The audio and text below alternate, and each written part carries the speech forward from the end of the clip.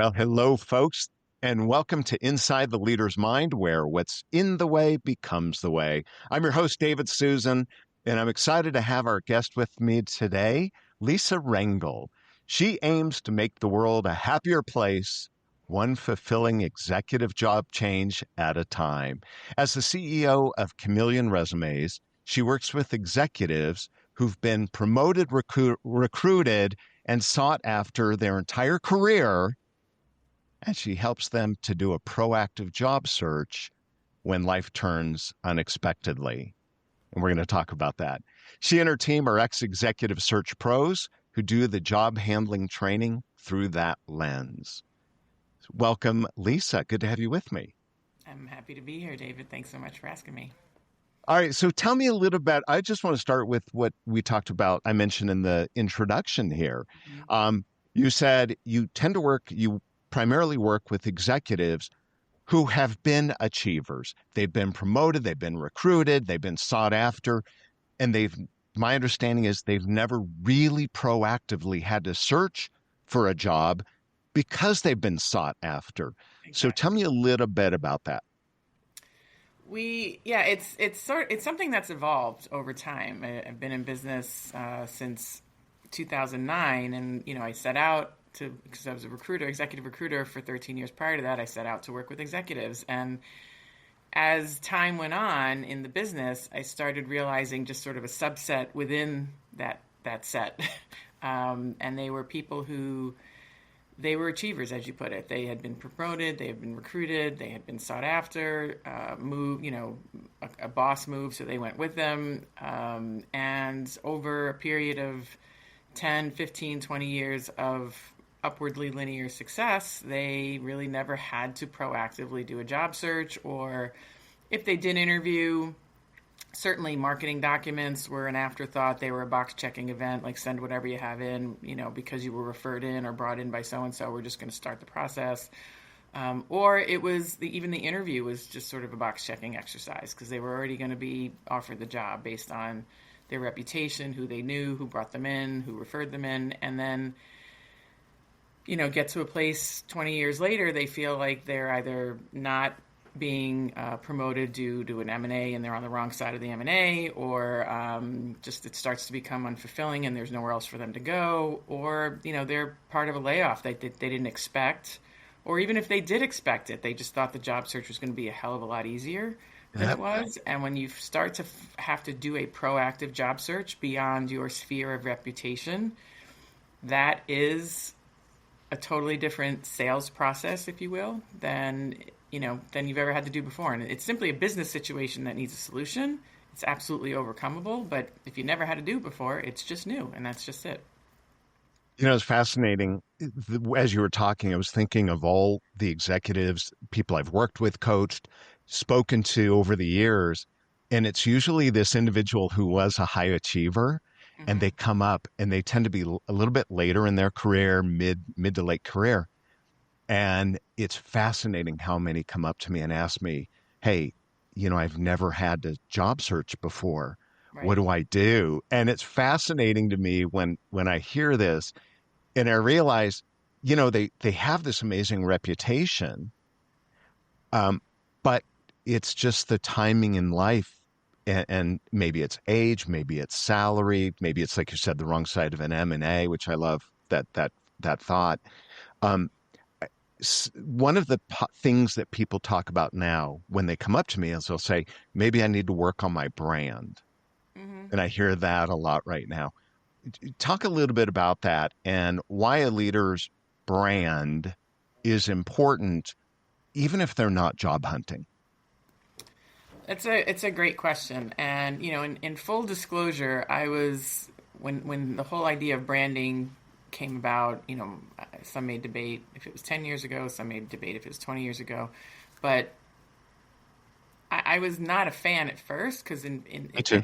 it felt just incredibly contrived to me the Yep. way some people were putting it out there, Yeah. and for me, maintaining your brand is really about staying connected with people and making sure you're each aware of each other's abilities and wins and strengths, as well as what you don't do well, because then you help each other put each other in places where your strengths are showcased. And if people are aware of what you can do and what problems you fix and what opportunities you can capitalize upon, you start to develop a reputation. To me, a brand is what people come to you for.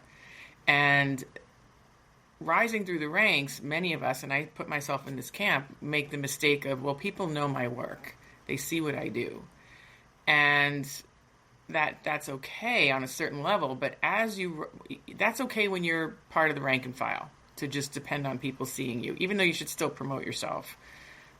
But there's at least more opportunities at the bottom and mid-level, so in theory, your name gets around possibly. But as you start to rise to the top, there's fewer positions at the top. You're competing at a completely different level than you ever did before, and you are competing against fellow A-level players who also outworked everybody else just like you did to get there. So now you have to compete on a different level, and that is a new level of branding that most people aren't used to, and it is something you have to cultivate, but in a genuine way. It can't be contrived. It can't be just catchy, taglines and things like that. It really has to be what people come to know you for, beyond your sphere of reputation, where you're talked about amongst connections that are 2 and 3 away from you. That's how you know your brand is developed and resonating. If it's just your first degree connections, it's almost like branding light, branding 101. When you start to be known beyond your people that's when you know your brand is working. And that's what you have to work at by promoting your wins, your outcomes, your impact, in a factually, sound way, not in a superlative braggart way. That's how you develop your brand at this level.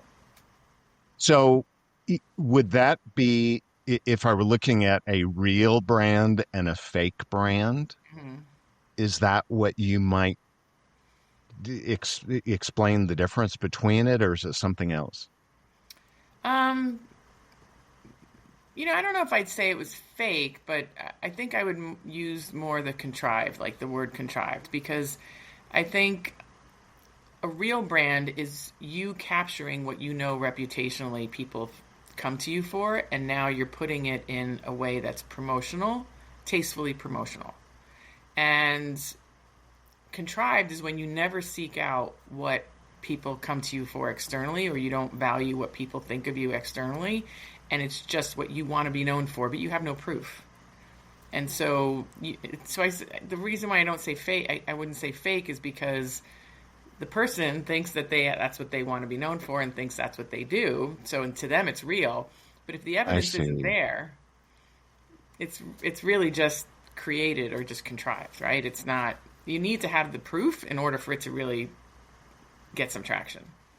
So related to that, and trying to figure out what they're known for, I think a lot of people have, and I'm guilty of it. Most people I've met are, it's hard to see, what do they say? The forest through the trees, or Right. you can't see the picture from inside the frame, however you want to look at it. Yeah, yeah. How does someone, first of all, I guess 2 parts to the question.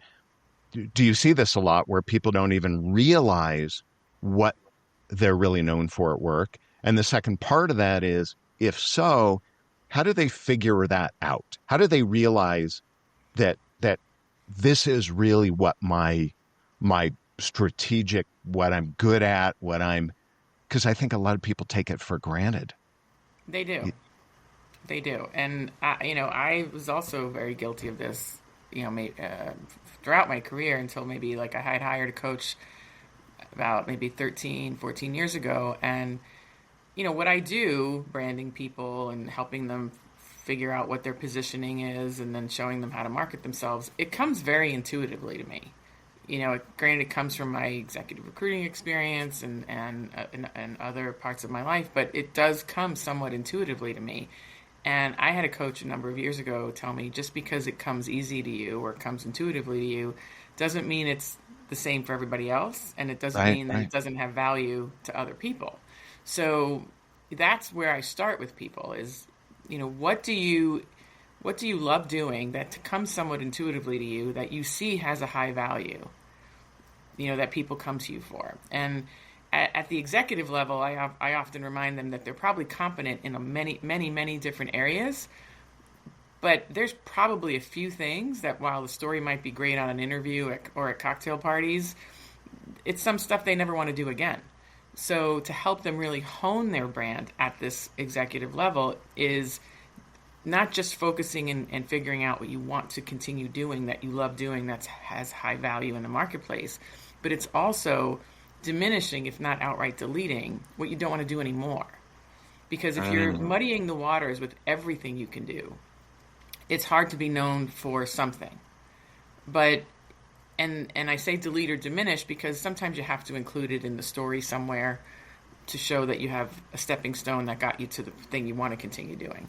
But if we can even outright delete it, we delete it, and it doesn't mean you'll never tell it on an interview or at a work event or the story. It's not that you'll never tell the story, but honing in on what you want to continue doing, that you really enjoy doing, that you're good at, and has value in the marketplace. That's when you start to really hone in on your brand, and that is what is most likely people come to know you for too. Because when you're doing that kind of work, your passion for it just sort of oozes out without you even trying to look passionate about it, right? Like it just, you see it when you work with people and they're completely like, they got that face that's like completely jazzed, and you can tell they're in it, even if they're frustrated or they're just frustrated by figuring it out. But when they get there and they figure it out and you can tell they're just in their zone, that's the stuff that you want to encapsulate with right. other wins and recommendations from others. And it tells a whole story that eventually becomes your brand. And they totally light up when they start talking about it, which is the coolest thing. Now, I don't want to put you on the spot with this question because if Okay. you can't, well, it's not. So so I'll give you the question. I'm going to give you a little bit of background, and then I'll give you a moment to think about it. But Okay. I want you to think about if you're comfortable sharing, and Hmm. nothing confidential, but if you can think of maybe a story, someone you've worked with where they were kind of blind to their own uniqueness, strength, whatever it is. And then you drew it out of them, and it's just a freaking amazing story that they were unaware of or they took for granted. And you're like, oh my gosh, this is like this is what So I'll give you an example. I interviewed this guy years ago, long time ago, Hmm. and I was looking at his resume, and we were trying to find something that was unique about him, right? Hmm. And I get to the second page of his resume, and he worked for Ernest and Julio Gallo, and he was like an analyst. He was an executive, and it just was a job description, right? And I said, okay, walk me through this a little bit. Hmm. Anything unique? And he says, well, actually, there was. What I did is I was looking at sales of wine in the mid market, kind of the $10 price range. And he said, back then, there was cheap wine that didn't taste good, and then there was expensive wine, but there was really no one that had dominated in the $7 to $10 price range. And he said, so I put together, we had an executive meeting, and we were Hmm. looking for ideas on how to grow. And he said, I presented this chart that basically showed sales of wine and competitors in cheap wine, more expensive wine, but table wine in the $7 to $10 range, there was Hmm. this gap. And he said they had never seen the data presented this way. He said they stopped the meeting right then and they said, that's it. We are going to try to figure out a way to produce wine, higher quality, better tasting, but in that $7 to $10 price range. Right. And he said, because of that, they developed a new technique of making wine Hmm. quickly with flavor, with not fake flavor. And he Right. said, and they developed turning leaf wine Oh because of yeah. the work I did. And I said, you've got to be kidding. I said, so you're responsible for that? He goes, well, no, I didn't. No, I said, but you understand, if you hadn't done the work you did, if you didn't understand how to analyze a market, they would never have developed. And he said, well, I guess I never looked at it that way. Well, Turning That's Leaf back in the day went on to dominate in that $7 to $10 price range back then.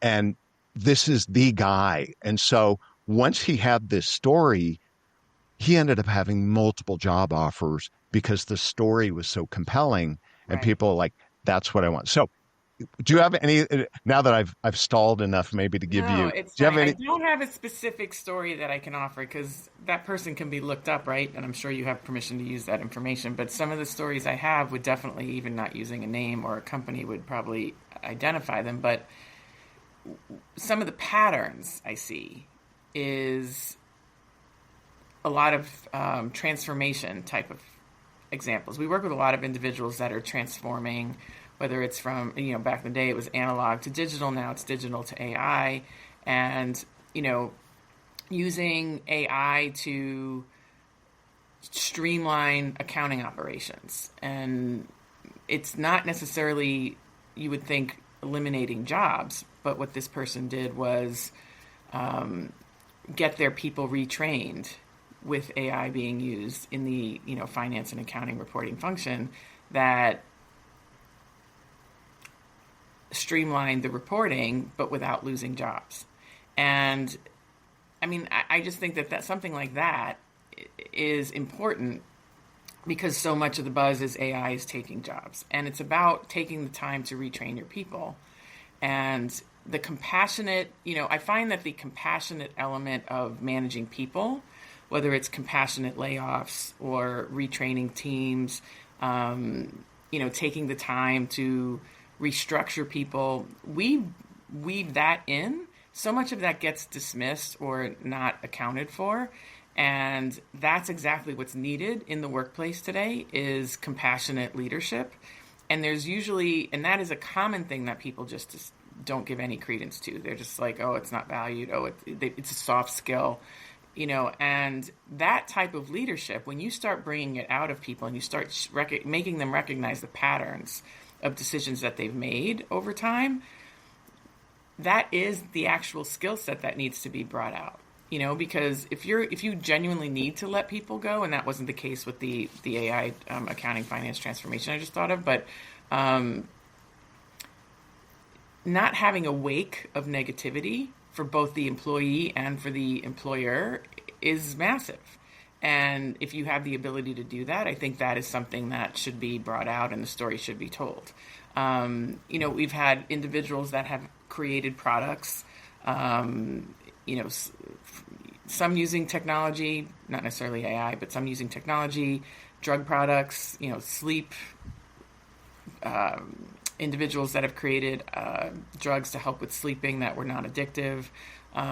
Just thinking of some other things, but products that help people with certain handicaps be able to have better quality of lives. Those types of scenarios that get, even if the person recognizes the magnitude, they don't know how to sell it in a way that's humble and for them, but still incredibly punctuated for just the message being delivered to the masses. Like being able to comfortably sell yourself is a skill set in and of itself too, and that is where the branding comes from, right? Like, what was the phrase I used when we were talking? Tastefully, Relentless. tastefully relentless, right? Like it's about promoting yourself, but in a way that is tasteful and that isn't going to make your stomach drop every time. But if it's factual and you did it, then there's nothing. You're not bragging. So that's the key. So I don't really have a specific example that I feel like I wouldn't necessarily be outing someone, but we have clients who've taken companies public, brought it back private. I mean, just all different types of situational skills and experiences that, when done smoothly, it's nobody notices, but everyone notices when it doesn't go When it goes well. wrong. Right? Yeah. But how do Yeah. you then focus on it going smoothly as the asset, as the win? Yeah. And that's really the key. And so So someone isn't taking it for granted. what do you say to leaders who feel weird about promoting themselves? That they're they figure it out, but they're just not used. You said it's a totally different skill. And let's say you're not there. It's great if you're there to help sell them. Right. But what do you say to leaders who feel weird about promoting themselves? Well, I remind them that they are competing against people like themselves. They're not competing against people that didn't make it past middle management or don't have the skill set, the competency presence to go forward beyond middle management. And I'm not disparaging middle management here. Lord knows everything rests on middle management's shoulders, for God's sakes. But but that in and of itself is a skill too, right? And every job is important. When you realize you are competing for few, it's simple economics. When I go through the simple economics of it all, I'm like, there's one C-level job for what you do in every company. There's not, it's not 15 middle management leadership roles or 150, right? So it was like, if you're competing against somebody who is probably value and work ethic wise similar to you, and now you're competing for that one job, like, how do you want to show up?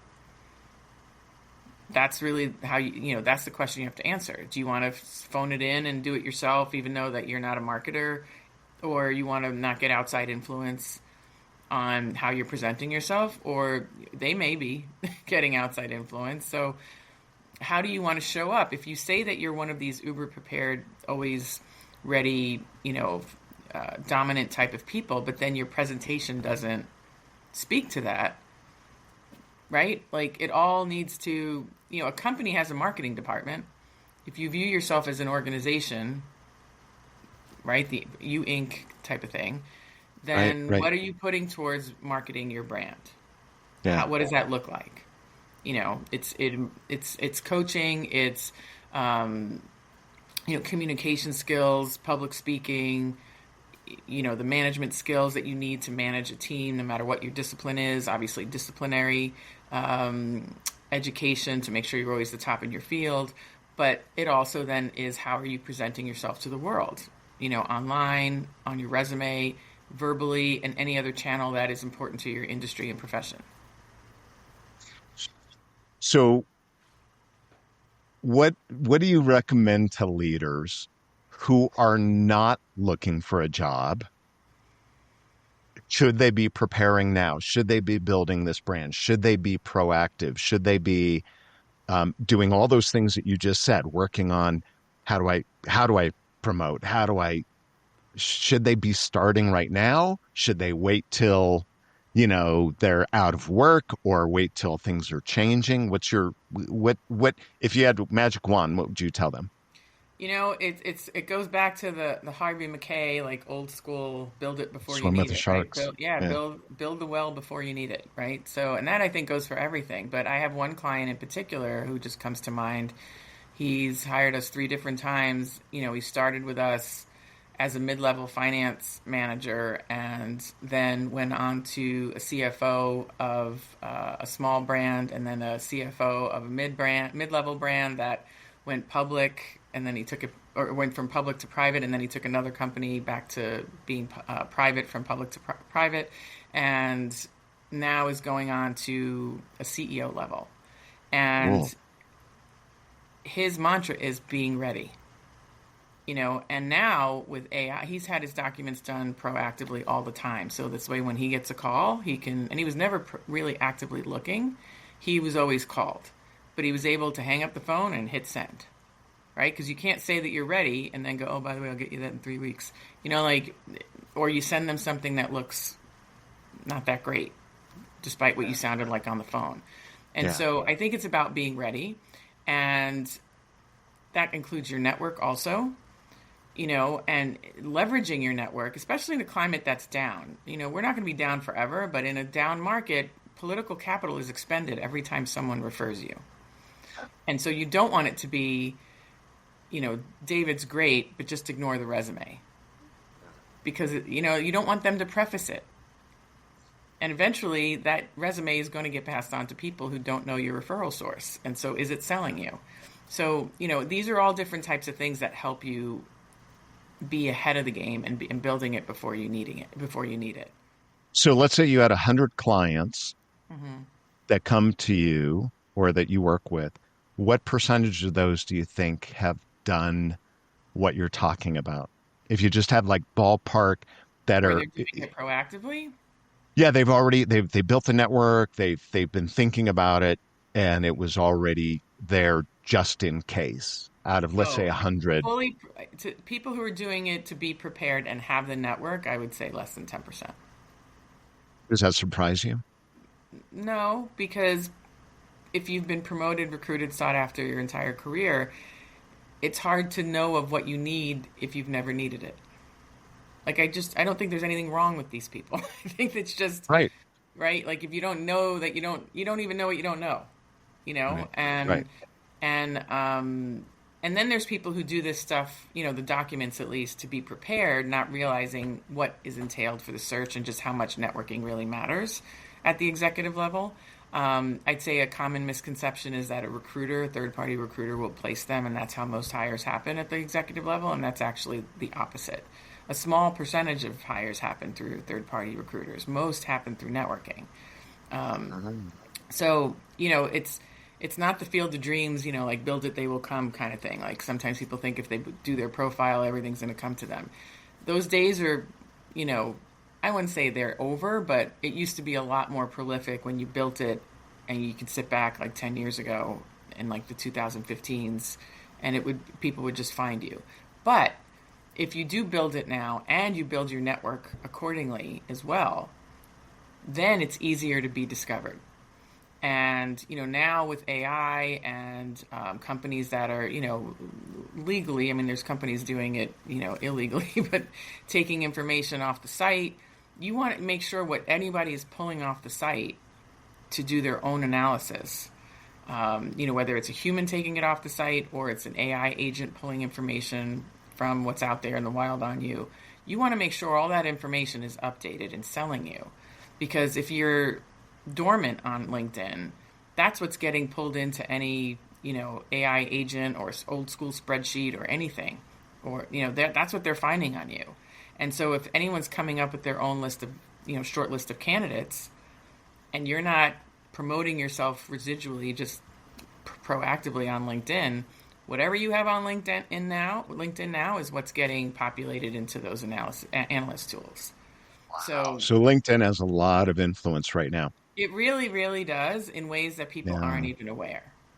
Yeah. So Boy Scout motto, be prepared, Be prepared, Girl Scouts too. plan ahead. It's kind of like I do a lot of sports analogies, and I always That's think of it's you want to get called up to the big leagues. You don't wait to practice when you're in the big leagues. You start practicing now because you never know when the call's going to come, and you want to be prepared, right? So I love that. I love that. I agree. Yeah. And, I'm a sports person too, but I also had a theater kid. So I often say to represent that audience, it's rehearsal, right? You rehearse. It is. It's rehearsal. You plan ahead. It's all about not So missing rehearsal.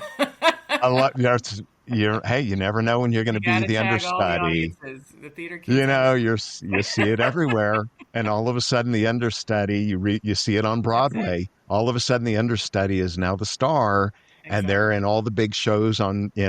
My daughters are really into theater, and it's so funny. They'll say, "Oh, we're going to see this show," and the star. She was the understudy initially for so and so, and they tell me these stories, and Yeah. it's exactly what you're saying. It's all right. I want to shift gears. I want to talk a little bit about toward the end of this about you and your leadership style, your leadership philosophy. Do you, first of all, do you have a leadership philosophy that, whether it's documented or not, but in the back of your mind, you go, this is my philosophy of how to be a great leader? I believe that work should support life, and I believe that when you hire adults, you let them do what they think is best, the job that you've given them, give them the tools they need, and let them use their judgment and run with it. So I'm not a micromanager, and I'm not somebody. I want people to have work support life. I don't want them to feel like they have to be at my beck and call in any way or anyone's beck and call within the company. So um, if we're not doing this to have a really good life, then there's really no point. How do you balance as a leader, right? You got some goals, you've got the profit you got to be able to make to pay the bills. Yeah. How do you balance that and that life and make sure people are getting it done, but they're engaged, they're working 100%, but they're not burning out? but they're willing to give their all to you? I think that's the premise of 100%. Obviously everyone should always do their best, but I think working at 100% all the time is not feasible, right? So Hard. I think the key is to find, and every task doesn't need 100%. So it's balancing, when you need downtime, but there's still some brainless work that needs to be done. That's when when you, if it's a situation where you can't fully take off, do the brainless work when you're not 100%, right? Because that doesn't need 100%. And I'm talking about like administrative or just things that certain people have to touch, but at the same time doesn't need like 100% of everything that they know how to do. I think it's about balancing the energy level with the work. I think it's also about setting realistic deadlines and doing things ahead of time, without diminishing the work that we do at all. I also know I'm not curing cancer, so like I don't need to put these artificial deadlines that people need to be up till midnight the day before doing, I don't need to do that. Like I have control over that as the leader of my company. And, we set realistic expectations that allow people to have a life. And I always ask people what they need, what's on their schedule. Do we need to take anything off? Do you need help prioritizing? Because especially when you're working remotely, I think it's hard to see if somebody's a little stressed out, because you're not seeing them at their desk in the office. So it's just being, I think, a little bit more vocal about what's happening at home. Not what's happening at home, like delving into people's personal lives, but just finding out what's going on. Like you have to allow that time to, shoot the crap in the hallway if there's no hallway. If it's virtual, you got to create it, right? So I think there's just a lot of that has to happen. But I just, going from corporate to my own business, I'd say the first 3 years I got really stressed out, and I realized I was like, I can't blame the man. I'm the man, I was like realizing then I have to change things. And that's when I started to put things in perspective and set more realistic deadlines and realize I do better work when I rest. So therefore that probably applies to people who work for me too, because we're all human. So, I think it is a mental shift, but we even do that with clients. Like when people are like, I'm overworked. And I'm like, okay, how much of this is because you allow it to happen? And how much of this is because you're reacting to what your culture is? Because if you don't acknowledge the parts that you're doing to your being overworked, guess what? You're going to rinse repeat it in the next job. So, that helps them sometimes realize, should they be leaving, or is it more of an internal job? Yeah. Who in your life, you mentioned that the corporate 3 years, you've kind of had to figure it out.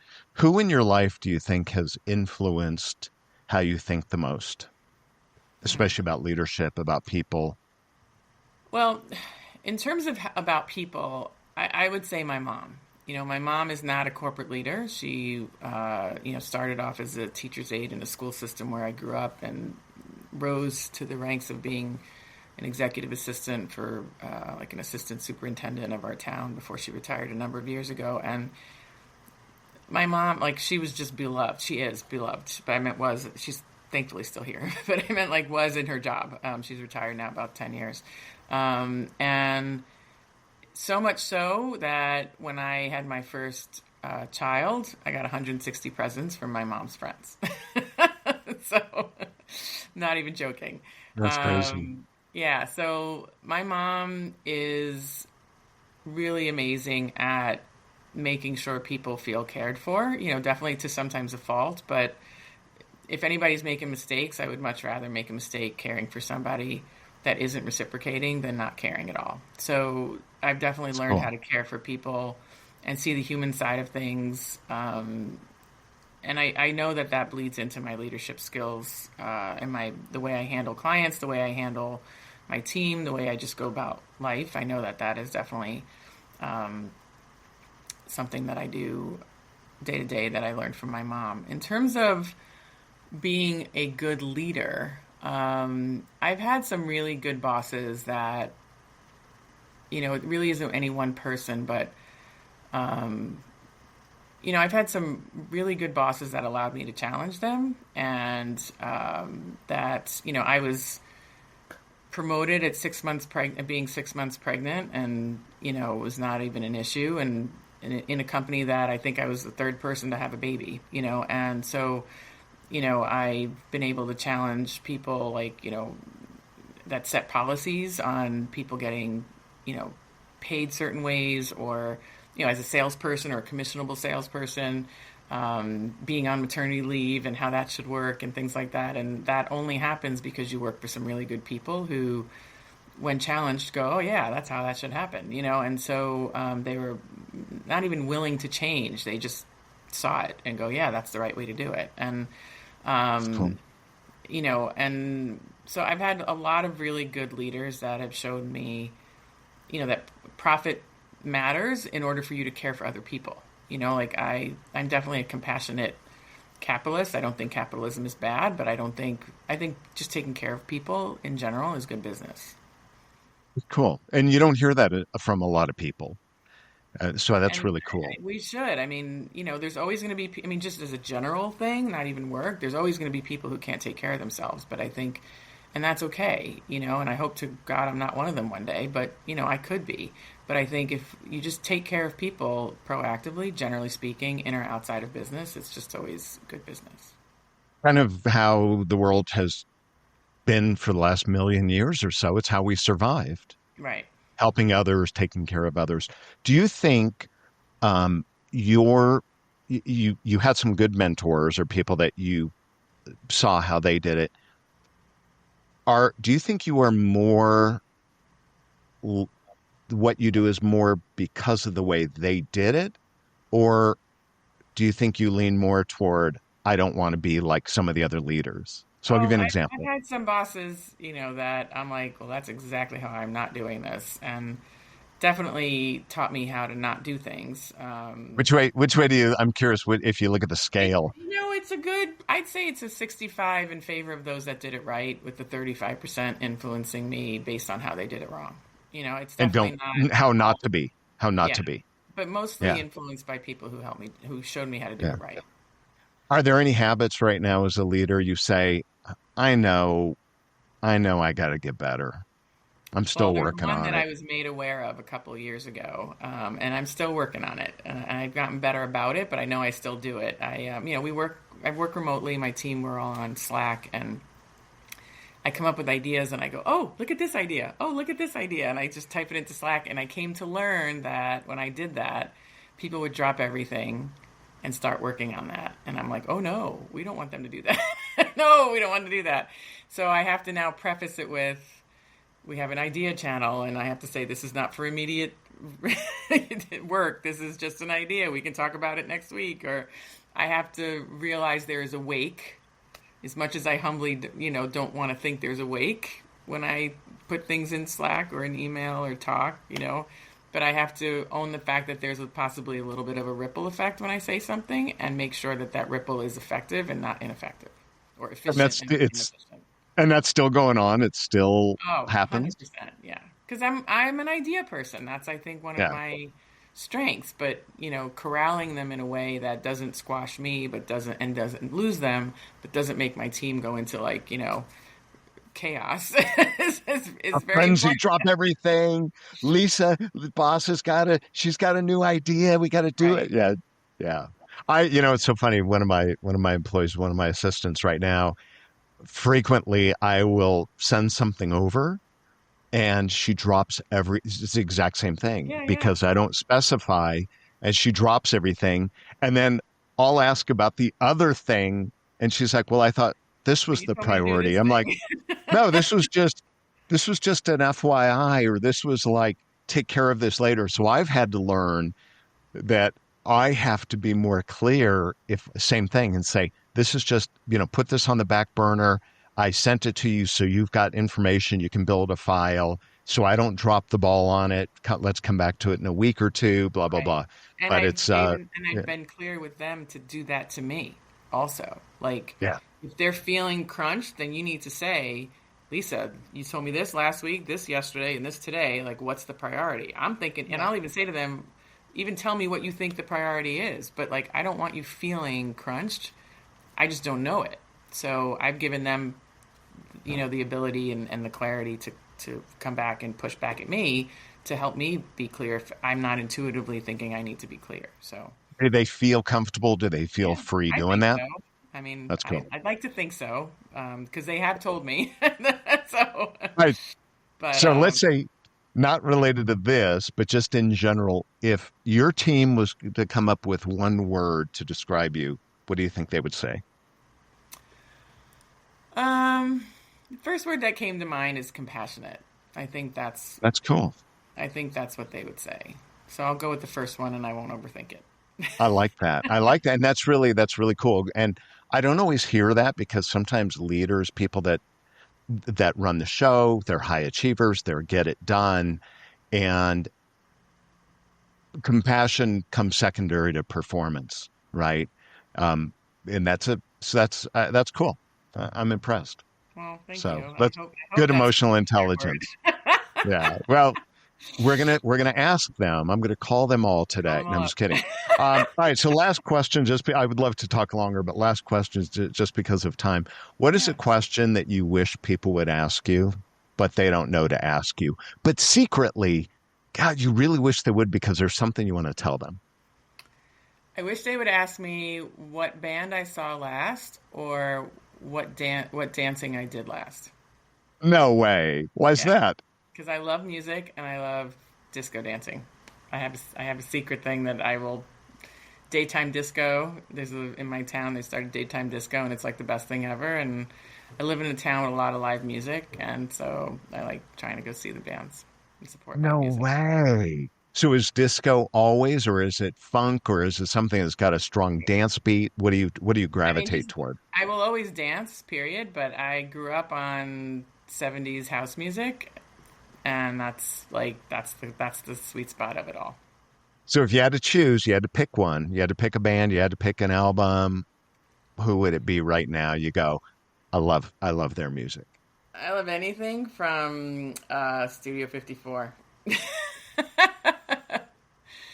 Any okay, that's Yeah, pretty Studio fun. 54 is pretty awesome. Anything with a Studio 54 album is usually like a solid go-to if I had to pick one.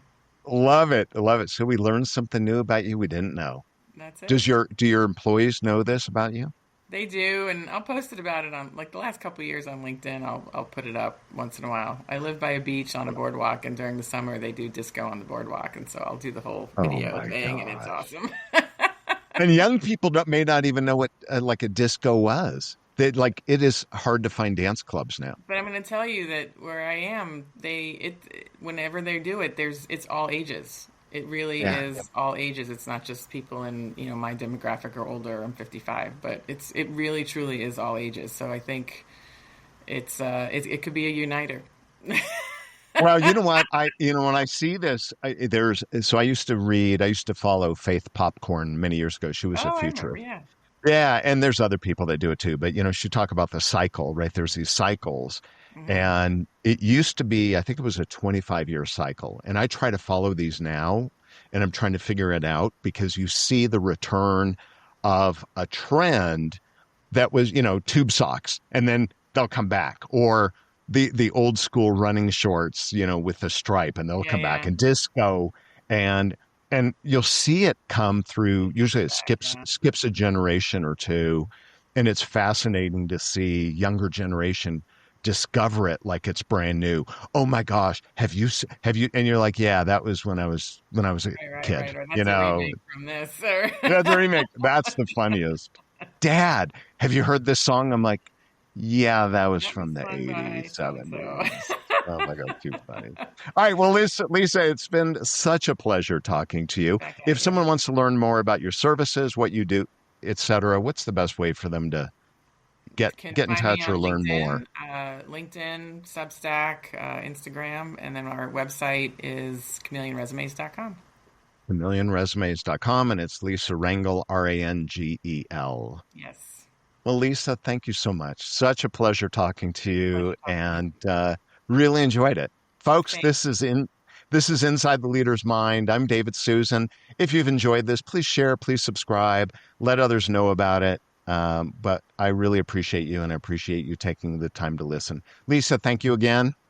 Until You next bet. time. You got it. Take care.